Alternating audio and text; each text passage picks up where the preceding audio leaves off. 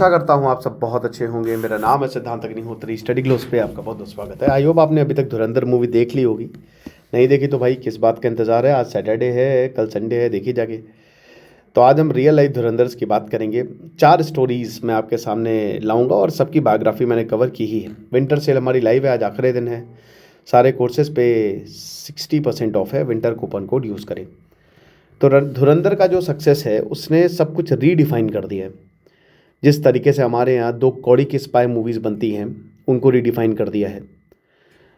कैसे पाकिस्तान जो उसका रवैया होता है उसको रीडिफाइन कर दिया है। तो एक आईना दिखाया है कैसे इंटेलिजेंस ऑफिसर जो है, हालांकि अभी भी मैं, देखिए आप म्यूनिच देखिए, ठीक है, म्यूनिच मूवी आप देखेंगे या ब्रिज ऑफ स्पाइस देखेंगे तो ब्रिज ऑफ स्पाइस तो खैर सीरीज़ है, बट वो आपको बहुत ही एक आइडिया देगा कि आखिरकार जासूस काम कैसे करते हैं।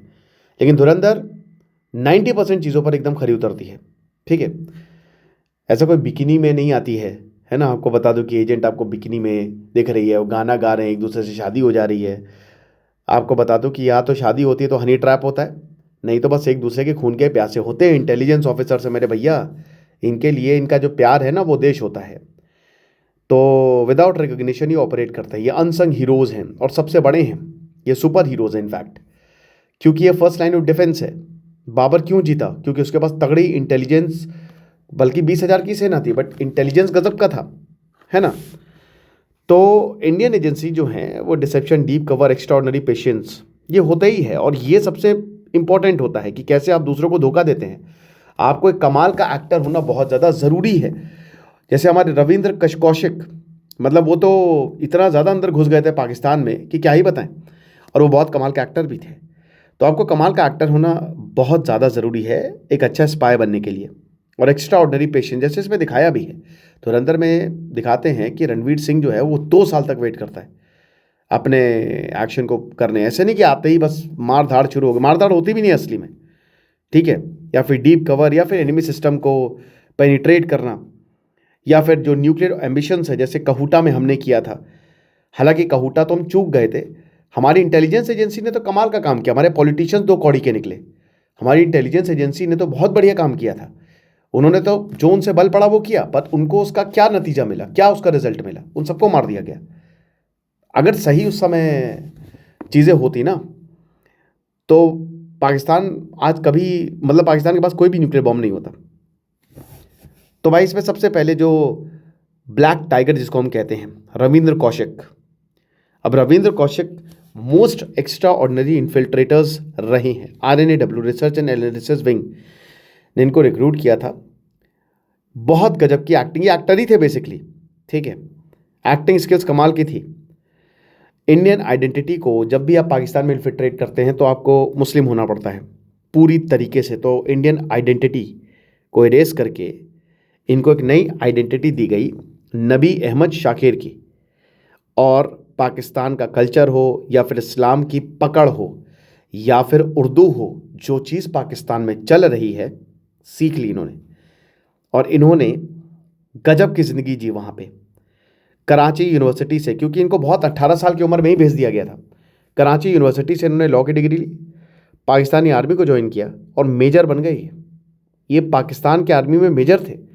वहाँ की एक लोकल वुमेन से शादी की, पिता भी बने, और हाई ग्रेड मिलिट्री इंटेलिजेंस ये भारत को देते रहे, लगातार देते रहे। 1979 से लेकर 1983 तक इनकी इनपुट्स ने भारत की जो डिफेंस प्लानिंग है उनको बहुत ज़्यादा मदद दी। इनकी सक्सेस इतनी ज़्यादा रही है कि इनको द ब्लैक टाइगर उस समय इंदिरा गांधी ने खुद बोला था। मिशन, भाई देखो, रॉ का कॉन्टैक्ट कैप्चर हो गया, इनको अरेस्ट किया गया। जो कहते हैं ना कि अगर कैप्चर हो गया तो भाई आपको तो मूवी में तो है टाइगर को बचाने पठान आएगा, इस तरीके की आपको बातें सुनने को मिलेगी, बट ऐसा होता नहीं है। एक कैप्चर हुआ, सब खत्म। अब you are on your own, कोई कांटेक्ट नहीं करता किसी से। भारत सरकार तुरंत हाथ खींच लेती है, कहती है हमारा आपसे रिश्ता इसी बिना पे ही आप वहाँ पे जा रहे हो। वो बोल रही हमारे इसमें कोई हाथ नहीं। तो ब्रूटली टॉर्चर किया और he was sentence to death. बाद में इनको उम्र कैद हुई। और 2001 में तो 20 साल तक ये पाकिस्तान की जेल में रहे और 2001 में इनकी जेल में ही मृत्यु हुई। अब इनको देश भूल गया है, बट इनकी देशभक्ति सलाम है। ऐसी देशभक्ति आपको देखने को नहीं मिलेगी। फिर उसके बाद 1971 वॉर, सहमत, कॉलिंग सहमत, बहुत शानदार किताब है। इसमें मूवी आई थी राजी। और उस समय, वैसे इनका असली नाम क्या है किसी को पता नहीं, बट कॉलिंग सहमत नाम से किताब आई थी। लेकिन मैं आपको बता दूं कि कॉलिंग सहमत नाम से किताब तो आई थी, लेकिन जो मूवी में दिखाया ना वो आधा सच है। क्योंकि जब ये वापस आई तो इनको प्रॉपर स्टेट ऑनर दिया गया, ठीक है, और जो भी इन्होंने किया अपने देश के लिए किया, एंडिंग उसमें बदल दी। और she was again early 20s में RNAW ने इनको रिक्रूट किया। कंप्लीट इमोशनल सेक्रीफाइस चाहिए था। टास्क यही था कि पाकिस्तान की आर्मी फैमिली में आपकी शादी हो और उसके बाद आप वहाँ पे मिलिट्री प्लानिंग जो है वो ऑब्जर्व करें। ऑपरेशन विदाउट वेपन्स और अथॉरिटी, ना ही कोई हथियार ना ही कोई अथॉरिटी, सिर्फ ट्रस्ट, ऑब्जर्वेशन और कोडेड कम्युनिकेशन, क्योंकि उस समय टेक्नोलॉजी नहीं थी। और जब 1971 आया तो सेंसिटिव इंफॉर्मेशन सहमत ने भारत को दी। INS विक्रांत या फिर इंडियन नेवी की, भाई इन्हीं की इंटेलिजेंस एजेंसी ने पाकिस्तान की सबमरीन PNS गाजी को डुबाया था, जो कि सबसे बड़ा मूवमेंट था, decisive movement in the war था, है ना। लेकिन अगेन पर्सनल कॉस्ट, क्योंकि धीमे धीमे जो है वो शक बढ़ता गया। और इनके जो एडॉप्टेड फैमिली, इनके हस्बैंड, और ये प्रेग्नेंट भी थी, मतलब इनके हस्बैंड को भी मार दिया गया था, और ये प्रेग्नेंट और काफ़ी ज़्यादा ट्रॉमेटाइज थी। इनको भारत वापस लाया गया, जहाँ आज ये कहाँ है पता नहीं। लेकिन किस तरीके से जो इंटेलिजेंस विक्ट्रीज हैं, मतलब उनको कोई प्राइज़ नहीं मिलता है, राइट। फिर अजीत डोभाल तो खुद आज भले ही ये एक ऐसे स्पाई हैं जिन्होंने जनरेशन्स को इंस्पायर किया है। इनकी कहानियाँ जो हैं, मूवीज़ में भी हमने देखा कि जो अजीत सान्याल हैं, ठीक है, अजय सान्याल का जो कैरेक्टर है धुरंधर में, वो इन्हीं के ही पे ही बेस्ड है। लेकिन ये हैं, पब्लिक में है। ये 1980s में जब भारत को बहुत बड़ा थ्रेट था पाकिस्तान, क्योंकि अपने न्यूक्लियर वेपन प्रोग्राम को लगातार बढ़ा रहा था, तब अजीत डोभाल जो है उनको मिशन दिया था जिसमें बहुत ज़्यादा रिस्क इन्वॉल्व था कि पाकिस्तान की न्यूक्लियर एक्टिविटी जो काहूटा में चल रही है उसका प्रूफ दीजिए। तब अजीत डोभाल पाकिस्तान गए थे, और पता है, एक भिखारी के रूप में। और यहाँ पे अजीत डोभाल अपनी कहानी भी बताते हैं कि कैसे उनको एक बार वो एक मस्जिद में थे और उनको एक आदमी मिला और वो बोलता है कि तुम कौन, तुम हिंदू हो। तो उसने बोला नहीं नहीं, आपको गलत फहमी हुई है। अजीत डोभाल साहब बोलते हैं आपको गलत फहमी हुई। कहते नहीं नहीं, तुम हिंदू हो। बोले कि अच्छा, आपको कैसे पता चला। तो वो उनको घर लेके जाते हैं, मतलब अजीत डोभाल तो इसको डिनाई करता है कि मैं हिंदू नहीं हूँ। तो वो आदमी घर लेके जाता है और वो कहता है तुम हिंदू हो।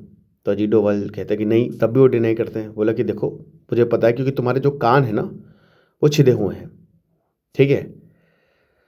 तो अजीत डोभाल कुछ बोल नहीं पाए। तब उन्होंने अपनी अलमारी खोली और उसमें सारे हिंदू देवी देवताओं की तस्वीरें थी। तो बताते हैं कि मेरे पूरे परिवार को इन्होंने मार दिया था और मुझे एज अ मुस्लिम यहाँ पे रहना पड़ा, वरना ये मुझे भी नहीं छोड़ते। अजीत डोभाल को बोला कि और ये जो कान ऐसे घूमना ठीक नहीं है, इसको कवर करवा लो, ठीक है। तो ये चीज़ है। और आपको बता दूं कि साइंटिस्ट जो बहुत यहाँ पे आते थे ना काहूटा में बाल कटवाने, वहाँ के जो बाल के सैंपल्स है वो अजीत डोभाल और जितने भी स्पाइस है वो बेचते थे भारत, ठीक है। और तब पता चलता था कि अच्छा, रेडिएशन है, यूरेनियम है, और पाकिस्तान अपना न्यूक्लियर प्रोग्राम बहुत तेज़ी से चला रहा है। काफ़ी लंबे समय तक अजीत डोभाल पाकिस्तान में रहे। ऑपरेशन ब्लैक थंडर बहुत ही सक्सेसफुल हुआ, मतलब अजीत डोभाल जो है वो गोल्डन टेम्पल के अंदर गए और वहाँ पे जो लोग थे, जो मिलिटेंट्स थे, उनके हथियार डलवाए। और 1984 जब गोल्डन टेम्पल का सीज हुआ था तो इट वाज कियोटिक, क्योंकि वो पहला ऑपरेशन बहुत डेंजरस था। लेकिन दूसरा ऑपरेशन जो है उसमें गोलियां भी नहीं चली। ये अजीत डोभाल का कमाल है। देन उसके बाद इंडियन मुजाहिदीन को ख़त्म करने वाला 2014 में एक documentation, it was exposed IM operative Zia ur Rahman, जिसको वकास के नाम से जाना जाता था, इमीडिएटली डिटेन नहीं किया। इंडियन एजेंसी ने एक्सट्रैक्ट किया और तहसीन अख्तर कहाँ है, जो इसका मेन हैंडलर है, उसको ट्रेस किया।